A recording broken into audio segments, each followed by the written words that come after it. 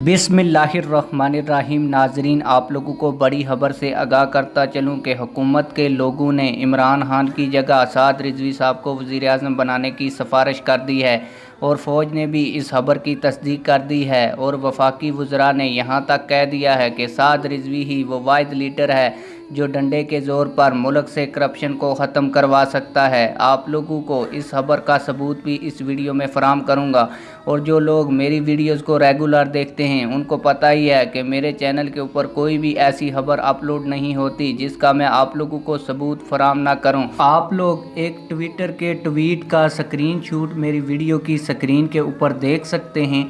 मैं आप लोगों को बताता चलूं कि ये मेजर आदल का ऑफिशियल ट्विटर अकाउंट है और कुछ लोग ये समझ रहे होंगे कि ये जो मैं खबर आप लोगों के साथ शेयर कर रहा हूँ ये किसी फेक अकाउंट ने शेयर की है।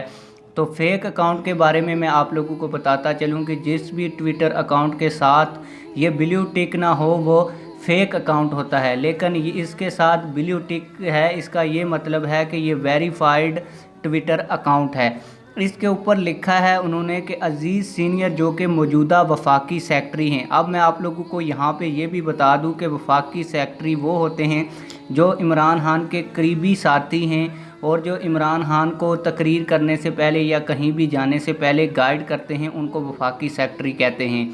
उन्होंने दौरान हालिया मुलाकात के ऊपर उनको कहा कि इस मुल्क को साद रिजवी जैसा लीडर चाहिए जो बाज़ाते ख़ुद डंडे के ज़ोर पर सारी करप्शन का खात्मा कर सकता है।